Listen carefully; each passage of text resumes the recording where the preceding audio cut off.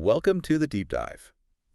Okay, so if you are a nursing student, maybe feeling a bit overwhelmed with maternity notes, staring down the NCLEX, well, you're in the right place. Yeah, we know it's a lot, and our goal today isn't just to rehash content you've already studied. Exactly. We're using materials specifically put together for you by Dr. Abdul Karim. Huge thanks for those, by the way. We want to pull out the strategic bits you need. Right. It's about figuring out how those tricky multiple choice questions are built, especially the ones where, a couple of answers seem right. We want to help you cut through that confusion. So we're diving into reproduction, fetal development, and circulation, but with that NCLEX lens firmly on, looking at why the right answers are right. Think strategy, not just facts. Let's do it. Okay, let's start with some quick anatomy basics. Ovaries, they make and release the ova, secrete estrogen, progesterone, we know that. But where do the test questions usually try to trip you up here? It often comes down to specific locations and timing. Take the fallopian tubes. Their job is propelling the ova, sure. But the absolute key detail for an MCQ, where fertilization actually happens, it's consistently in the ampulla. The ampulla, okay. Yeah, that outer third of the tube. If a question asks where conception occurs, you'll see distractors like the inner third or the isthmus. You've just got to lock in ampulla. Got it, ampulla. Okay, switching gears to male anatomy, the prostate gland. Secretes that milky fluid. Why is that function something they'd likely test? Because it tests a really fundamental biological need. The prostate fluid is alkaline, Alkaline, right. and that alkalinity is critical. It does two key things for conception: boosts sperm movement, and maybe more importantly, it neutralizes the vagina's naturally acidic environment. Okay, What? so if you see questions about sperm survival or motility, Exactly. That alkaline fluid from the prostate is probably going to be part of the strategic answer. makes sense. And quickly, the vagina, birth canal, menstrual flow, intercourse, passageway for the fetus. Foundational stuff before we get into the timing. All right, the menstrual cycle. That classic 28-day hormonal dance. The anterior pituitary kicks things off with FSH and LH.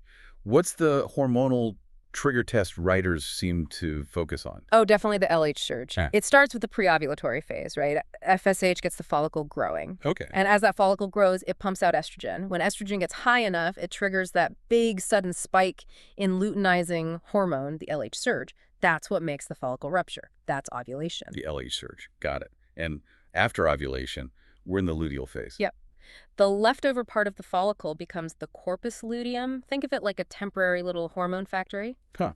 It starts cranking out estrogen and, crucially, a lot of progesterone. This goes on for about 12 to 14 days if pregnancy doesn't happen. The factory shuts down. Pretty much. The corpus luteum degenerates, estrogen and progesterone levels just plummet, and that drop is what starts the whole cycle over again. Okay, let's connect that to the uterine phases, because I think this is where the timing gets confusing for a lot of students. Right. Proliferative phase, then the secretory phase. Right. Progesterone is key in that secretory phase, post-ovulation. It's all about preparing the endometrium, making it nice and receptive for a potential implantation. Preparing the lining. Exactly. And this brings up a really interesting strategic point from Dr. Abdul Karim's materials. It's about the fertilized ovum, the zygote. It actually implants about 6 to 10 days after ovulation. But there's a catch. Oh, what's the catch? Well, there's this part of the fallopian tube, the tubal isthmus. It actually stays contracted for about 3 full days after conception. Wait, it slows the journey down. Yeah. On purpose. Yeah. It seems counterintuitive, right? But it's like a built-in safety check. Yeah. This delay makes sure the zygote doesn't arrive in the uterus too early. It gets there just when the main part, the fundus, is perfectly ready for implantation. That specific 3-day contraction. That's a detail they might test for understanding the rationale. Wow, okay. That 3-day delay is fascinating.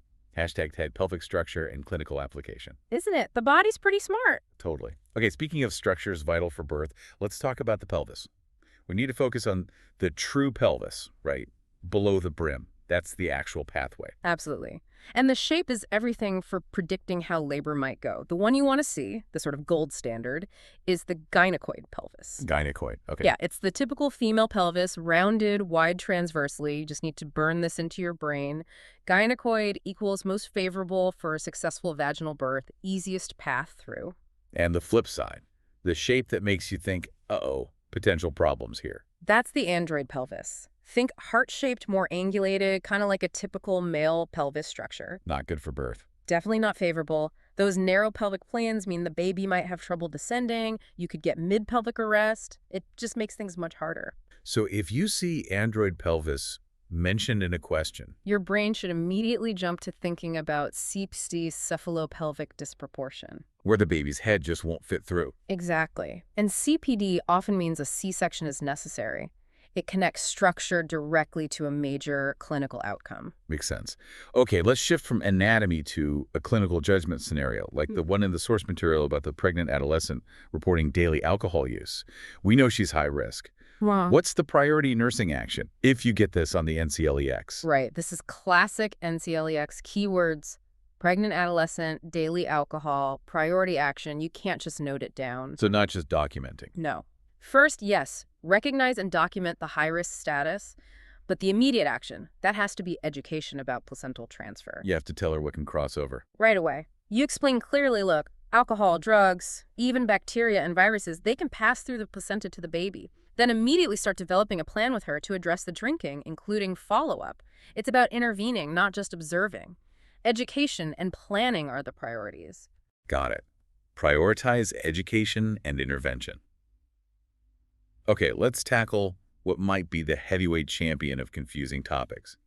Fetal circulation. Specifically that umbilical cord vessel situation. It trips so many people up. Oh yeah, it's a classic reversal trick. They want to know if you remember that fetal circulation is basically backward compared to life after birth. So the cord. The umbilical cord has 2 arteries and 1 vein. AVA, or maybe think 2 A's for away. 2 arteries, 1 vein. And here's the critical part, the function. The 2 arteries carry the deoxygenated blood and all the waste products away from the fetus back to the placenta. Arteries carry the bad stuff away. Exactly. And the single vein carries the good stuff, the oxygenated blood and nutrients to the fetus from the placenta. Vein brings the good stuff in. Okay, that reversal's key. 2 arteries away, deoxygenated, 1 vein to oxygenated. Nail that down, it's huge. All right, so if the lungs aren't working yet, how does the baby's system manage? That's where the shunts come in, right? The bypasses. Yeah. Precisely. These are the body's ingenious little detours. Since the lungs aren't needed for oxygen exchange yet, and the liver doesn't need to process everything fully, the blood gets rerouted. There are 3 main shunts, and they must close after birth. What are they? Okay, first, the ductus arteriosus. This connects the pulmonary artery straight to the aorta. Basically, it lets most of the blood bypass the fluid-filled lungs. Pulmonary artery to aorta, skipping the lungs. Got it. Second, the ductus venosus. This one connects the umbilical vein carrying that nice oxygenated blood directly to the inferior vena cava, so it largely bypasses the liver. Umbilical vein to vena cava, bypassing the liver. How can we remember that one? The names help.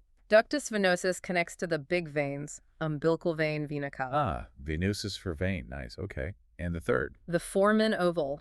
This is simply an opening like a little flap door between the right and left atria of the heart. Again, it lets blood move across, bypassing the pulmonary circulation, bypassing the lungs. Right atrium, the left atrium? Another lung bypass? Okay, so those 3 shunts are crucial detours. Absolutely. Until birth, they're essential. All right, one more point of potential confusion here. Differentiating the job of the placenta versus the amniotic fluid. They seem related, but do different things. Very different, and tests love to mix them up. The placenta is the powerhouse for exchange. Think nutrients in, waste out, oxygen transfer. It also makes crucial hormones, taking over completely by about the 12th week. Okay, exchange in hormones, what doesn't it do? It does not primarily cushion the baby or regulate temperature. That sounds like the amniotic fluid's job. Exactly. Amniotic fluid's the cushion. It surrounds the fetus, protects it from bumps, maintains a stable temperature, allows the baby to move around freely. And here's another key function. It contains fetal urine. Fetal urine. Yeah, so the amount of amniotic fluid is actually a really important indicator of fetal kidney function. If the kidneys aren't working well, the fluid level can drop. Wow. Okay, so placenta, exchange hormones, amniotic fluid, cushion temp, movement, kidney check. Got it. Knowing that difference is key for avoiding MCQ traps. Definitely. Okay, let's really hone in on strategy now, using Dr. Abdulkarim's approach. How do we tackle those questions that demand a priority action? This seems crucial for moving from just knowing facts to making clinical judgments. It absolutely is. Let's use the fetal heart rate, FHR, example. First, you need the baseline knowledge. Normal FHR, after things settle down from the first trimester, is 110 to 160 beats per minute. 110 to 160. Okay, so the scenario. You've got a client at 38 weeks gestation. You assess the FHR, and it's 174 BPM. What's the strategy? Okay, step 1, recognize abnormality. 174 is above 160. That's fetal tachycardia. It's not normal. Right. Step 2, look for those key strategic words in the question, like priority or immediate action. This tells you it's a clinical judgment question, not just asking for a definition. So what's the move? Document?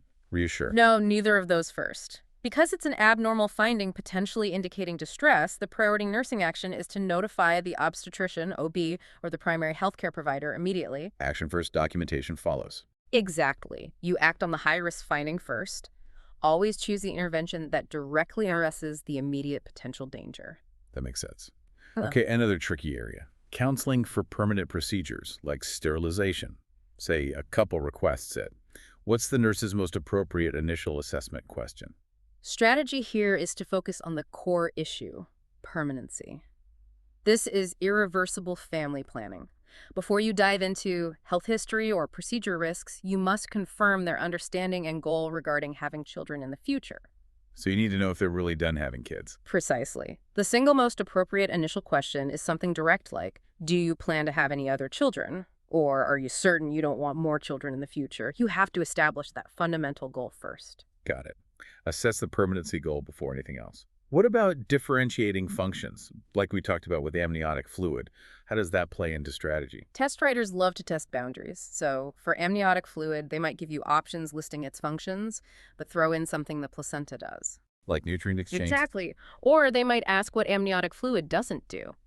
So knowing it cushions and regulates temp is good, but knowing it doesn't handle nutrient waste exchange, that's placenta, and doesn't act as a barrier to bacteria, also placenta largely, that distinction is what helps you eliminate wrong answers confidently. It's about knowing both what something is and what it isn't. That's a great way to put it. That's critical thinking, not just memorization.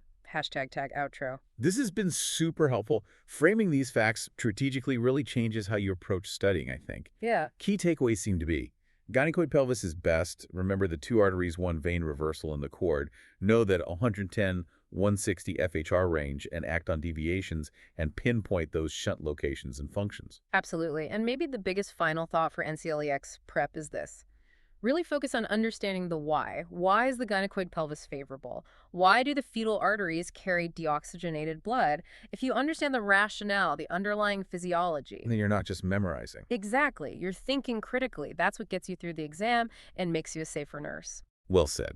Okay, so to leave you, our listeners, with something to mull over, building on fetal development. We know the LS ratio, lecithin to sphingomyelin, tells us about fetal lung maturity. Mature is usually considered greater than 2.1, typically around week 36. Right. So here's the thought. If a baby was born early, say at 32 weeks, and their LS ratio came back low, maybe 1.2.1, what does that low ratio tell you clinically about their surfactant levels? And more importantly, what specific interventions would you anticipate the neonatal team rolling out immediately to support that baby's breathing? Good question. Connecting the ratio to real-world action. Think about surfactant and respiratory support. Okay, you've put in the work, you've got the knowledge, and hopefully now some sharper strategies. You've got this. Absolutely. Best of luck with your NCLEX journey. We'll catch you on the next deep dive.